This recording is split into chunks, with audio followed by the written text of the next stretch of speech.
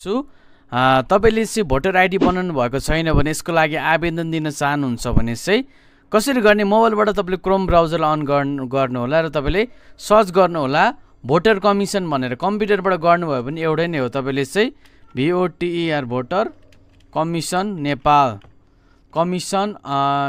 भनेर तपाईले सर्च गर्नुपर्ने हुन्छ जस्तै यहाँनिर चाहिँ भोटर कमिसन भनेर मात्र मैले सर्च गरे त्यसपछि तपाईको चाहिँ यहाँनिर चाहिँ भोटर कमिसनको एउटा यहाँनिर चाहिँ वेबसाइट आएको छ यहाँ देख्न सक्नुहुन्छ अगाडि इलेक्सन कमिसन नेपाल भनेर यहाँनिर आएको छ तपाईले यसलाई टच गर्नुपर्ने हुन्छ यहाँनिर चाहिँ यहाँ टच गर्नु भइसकेपछि यस्तो प्रकारको इन्टरफेस देख्नुहुन्छ निर्वाचन आयोग नेपालको तपाईको चाहिँ यहाँनिर चाहिँ बुलेटिन रहेको छ मतदाता नामावली आफ्नो नाम खोज्नुहोस् मतदाता नामावली प्री रजिस्ट्रेसन हैन अत्यावधिक भनेको छ हामी जाने भनेको सुरुमा चाहिँ यहाँनिर मतदाता नामावली प्री रजिस्ट्रेसन प्री इनरोलमेन्टमा जाने हो तरिका एउटै नै हो है तपाईले जहाँबाट गर्नुभयो भने त्यसपछि यहाँनिर चाहिँ नयाँ दर्ता भन्ने तपाईले अप्सन भेट्नुहुन्छ यहाँ अगाडि देख्न सक्नुहुन्छ यहाँनिर टच गरिदिनु होला त्यसपछि यहाँनिर तपाईले आफ्नो मोबाइल नम्बर राखिदिनु पर्ने हुन्छ जुन तपाईले चाहिँ हैन आफ्नो मोबाइल युज गरिराख्नु भएको मोबाइल नम्बर तपाईले यहाँनिर चाहिँ राखिदिनु होला जस्तै यहाँनिर म राख्न गइरहेको छु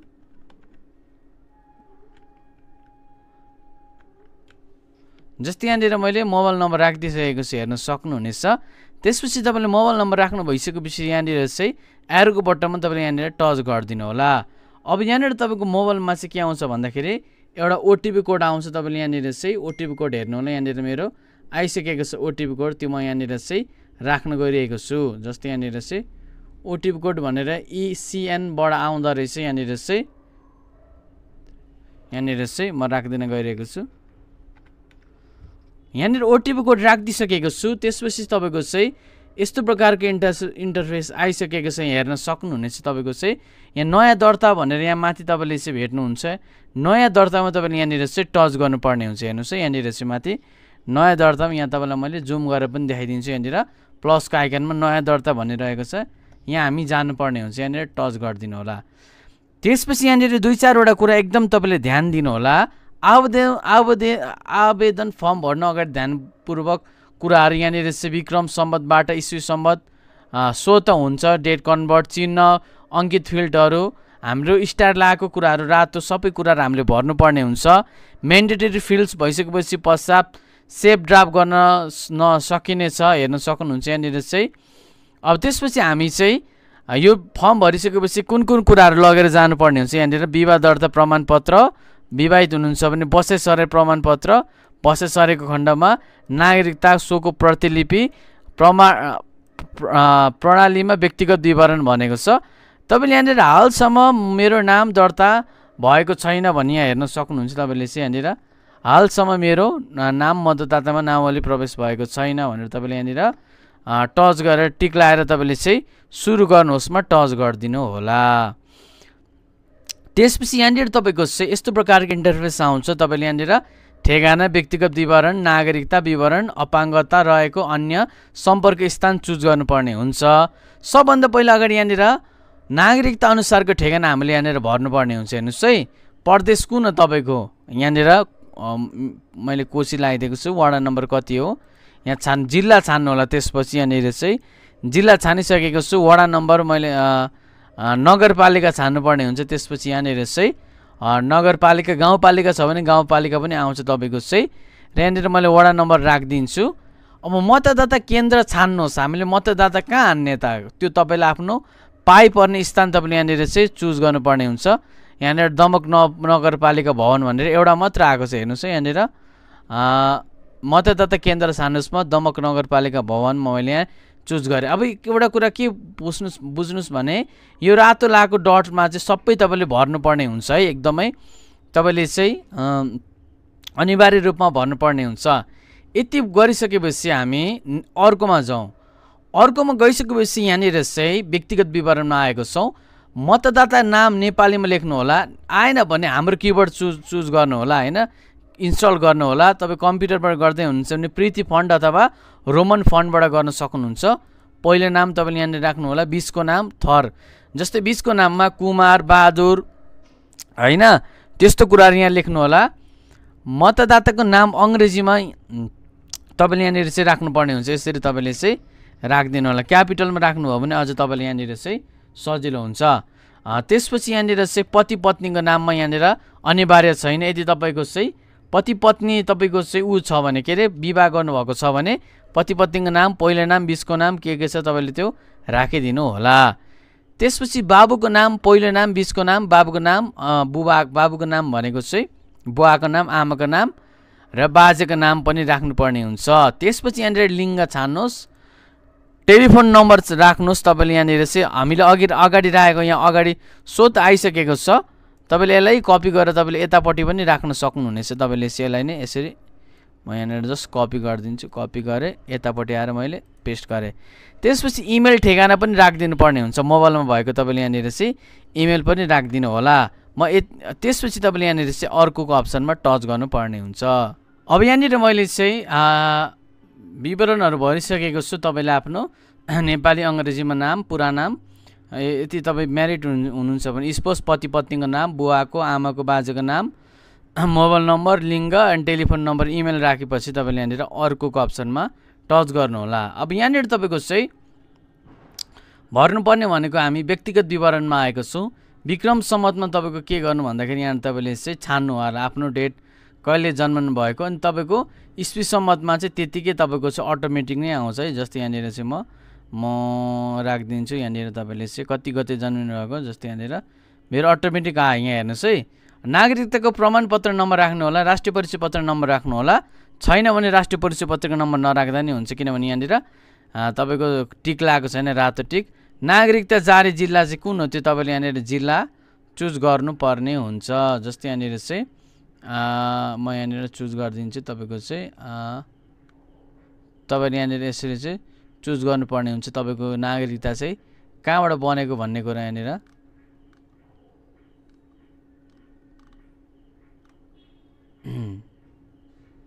यहाँ चुज गरिदिएँ मैले। त्यसपछि यहाँनिर नागरिकताको किसिम राख्नु होला, वंश, जन्मसिद्ध, अङ्कृत, वैवाहिक स्थिति प्रायको वंशै हुन्छ। नागरिकता जारी मिति, कहिले तपाईँको नागरिकता होइन बनेको त्यो मिति तपाईँले यहाँनिर चाहिँ नागरिकताको पछाडि हुन्छ, त्यहाँनिर तपाईँले हेर्न सक्नुहुनेछ। जस्तै यहाँनिर म राख्न गइरहेको छु कति महिना अब यहाँनिर चाहिँ राख्नुपर्ने हुन्छ। यहाँनिर तपाईँले चाहिँ ल मैले नागरिकता जारी मिति पनि यहाँनिर चाहिँ राखिसकेको छु। अब यहाँनिर तपाईँको चाहिँ अलिकति डाउनमा आएर नागरिकताको विवरण अनुसार जन्मस्थल भनेको चाहिँ यहाँनिर चाहिँ सेम हो भने यहाँनिर चाहिँ स्थानीय ठेगाना जस्तैमा टच गर्नुभयो भने यहाँ मुनि पनि तपाईँको चाहिँ अटोमेटिक आइसकेको छ। नागरिकताको विवरण अनुसार जन्मस्थल भनेको यहाँनिर सेम, यहाँनिर चाहिँ तपाईँको तल सेम आउँछ। होइन भने तपाईँले आफैले यहाँनिर चाहिँ लेख्न सक्नुहुनेछ। गाउँ टोलको नाम पनि तपाईँले यहाँनिर चाहिँ नागरिकताको उसमा हेरेर तपाईँले यहाँनिर राख्नुहोला। त्यसपछि यहाँनिर चाहिँ तपाईँले स्थायी बसोबास ठेगाना, यो ठेगानामा मात्र मतदान गर्न पाउँछ भनेको तपाईँको सेम यो हो भने यहाँ सेम लगाइदिनु होला। जुन तपाईँको मतदान गर्ने स्थानमा यहाँनिर चाहिँ हाम्रो अटोमेटिक यहाँनिर आइसकेको छ, हेर्न सक्नुहुन्छ। यहाँ अनटिक गर्नुभयो भने यहाँनिर आफैले छान्न पनि सक्नुहुन्छ। यसरी प्रदेशअनुसार तपाईँले छान्न पनि सक्नुहुन्छ र सेम हो भने सेम गरेर तपाईँले गर्न पनि सक्नुहुन्छ। त्यसपछि यहाँनिर अगाडि र पछाडिको नागरिकताको फोटो तपाईँले चुज गर्नु होला। यहाँनिर चुजमा गएर यहाँनिर म सिटिजन नम्बर 1 मैले ओपन गरेर चुज गरिदिन्छु। यो हाम्रो 100 केबी भन्दा मुनि हुनुपर्छ तपाईँको चाहिँ फोटो। 100 केबी भन्दा मुनि तपाईँको माथि 1 MB भन्दा माथि छ भने यहाँनिर चाहिँ क्रोममा गएर रिसाइज फोटो भनेर लेख्नु होला है। रिसाइज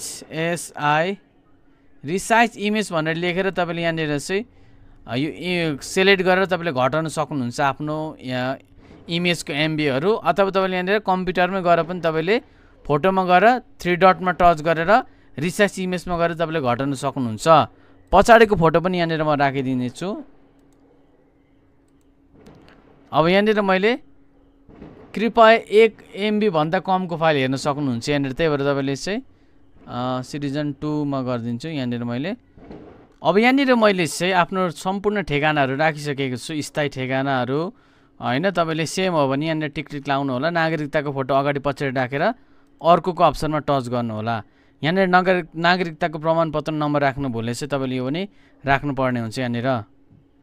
अब यहाँनिर मैले सम्पूर्ण कुराहरू नागरिकताको विवरण ठेगानाहरू राखिसकेको छु। जिल्ला वडा नम्बर गाउँपालिका गाउँ टोलको नामहरू यहाँनिर मैले राखिसकेको छु। त्यसपछि यहाँनिर फोटो नागरिकता अगाडि पछाडिको फोटो पनि राखेको छु। अर्कोमा तपाईँ म टच गरिदिन्छु।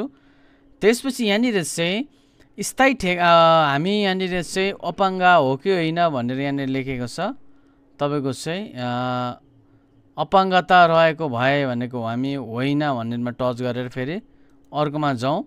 मातृभाषा छान्नुहोस्। नेपाली गुरुङ यहाँनिर सबै यहाँनिर थरहरूको छ। तपाईँको चाहिँ मातृभाषा तपाईँले यहाँनिर छान्नुहोस्। यहाँनिर म छान्न गइरहेको छु। यहाँनिर मातृभाषा छानिसकेपछि समूह वर्ग भनेको आदिवासी दलित खस आर्य तपाईँ के हुनुहुन्छ त्यही तपाईँहरूको के हो त्यही राख्नुहोस्। र साक्षर निरक्षर भनेको चाहिँ पढ्नु भएको हो कि होइन। साक्षरमा फेरि यहाँनिर शैक्षिक योग्यता आउँछ। एसएलसी प्रवेश शिक्षा होइन एसएलसी एससिसी अनि प्रवेश शिक्षा प्रवीणता प्रमाणपत्र 10+2 भनेको यो +2 हो है। स्नातक भनेको ब्याचलर हो। तपाईँले यहाँनिर चुज गर्नुहोस्। त्यसपछि यहाँनिर अर्कोमा टच गरिदिनुहोस्। अब कुरा आउँछ यहाँनिर फोटो र आउट छाप दिनको लागि फारम प्रिन्ट अन्य आवश्यक कागजातहरू साथमा लिएर अनिवार्य जानु होला होइन। यहाँनिर प्रदेश छान्नुहोस्। कहाँनिर तपाईँले बायोमेट्रिक दिने म बागमतीमा दिन जान्छु। सम्पर्क स्थान त्यसपछि यहाँनिर जिल्ला छान्नुहोस्। सम्पर्क स्थान जिल्ला निर्वाचन कार्यालय काठमाडौँ। अब यहाँ डेट पाइँदैन। धेरै हाम्रो समस्या चाहिँ है डेट तपाईँको चाहिँ यो रातो चाहिँ डेट पाएन। यो निलो चाहिँ डेट पाए हेर्न सक्नुहुन्छ। आज कति गते भन्दाखेरि आज 6 गते। अब एकैचोटि हाम्रो डेट भनेको 17 गते हामीले यहाँनिर पाउने रहेछ हेर्न सक्नुहुन्छ। 17 गते यहाँनिर मैले 17 गतेको डेट लगाइसकेको छु। अब यहाँनिर अरू पाएन रातोमा होइन। 17 गतेको डेट लगाएपछि त्यसपछि यहाँनिर चाहिँ अर्कोमा तपाईँले यहाँनिर चाहिँ जानु होला। त्यसपछि एकचोटि तपाईँको सबै खुलेर आउँछ। मिल्यो कि मिलेन तपाईँले एकचोटि फेरि पनि चेक गर्नु होला। आफ्नो नाम ठेगानाहरू नागरिकता नम्बरहरू यहाँनिर म चेक गर्न गइरहेको छु। सबै कुराहरू मिलेछ। अब यसपछि यहाँनिर हामीले अघिल्लोमा गएर फेरि मिलाउन सक्नुहुन्छ है। अहिलेसम्म केही पनि बिग्रेको छैन। नत्र फेरि तपाईँको चाहिँ बिग्रिन सक्छ। फेरि एकचोटि म यहाँनिर हेर्छु। सम्पर्क स्थान विवरणहरू यहाँ काठमाडौँ भनेर तल आएको छ। अपाङ्गता नभएको भनेर आएको छ। यहाँनिर स्थायी बसोबास तपाईँको यहाँनिर चाहिँ सबै कुराहरू यहाँनिर आएको छ। नागरिकताको प्रमाणपत्रहरू सबै आएको छ। बुवा आमाको नामहरू बाजेको नामहरू पनि यहाँनिर आएको छ। अब हामीले के गर्ने भन्दाखेरि चाहिँ नेक्स्ट गर्नुपर्ने हुन्छ। म एकचोटि चेक गर्दैछु।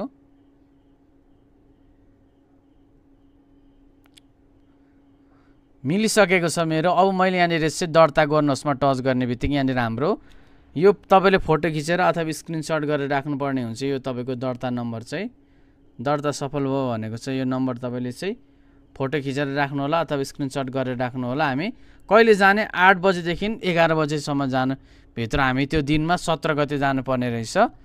त्यसपछि ओके गरिदिनु होला। यो हाम्रो फारम आयो है। अब यसलाई हामीले यहाँनिर प्रिन्टको अप्सनमा नजाने तर हामी पिडिएफमा गएर यसलाई हामीले सेभ गरेर राख्नुपर्ने हुन्छ। हाम्रो यहाँनिर चाहिँ माथि सेभ भइसकेको चाहिँ हेर्न सक्नुहुन्छ। पिडिएफ हाम्रो सबै कुराहरू यहाँनिर चाहिँ सेभ भइसकेको छ हेर्न सक्नुहुन्छ। अब यो लिएर त्यो दिनमा तपाईँले विवाहित हुनुहुन्छ भने म्यारिज सर्टिफिकेट होइन। अनि जस्तै काठमाडौँमा बसेसरी सोर्नु भएको छ भने बसेसरी पुर्जी अनि नागरिकता लगेर जानु होला। धन्यवाद।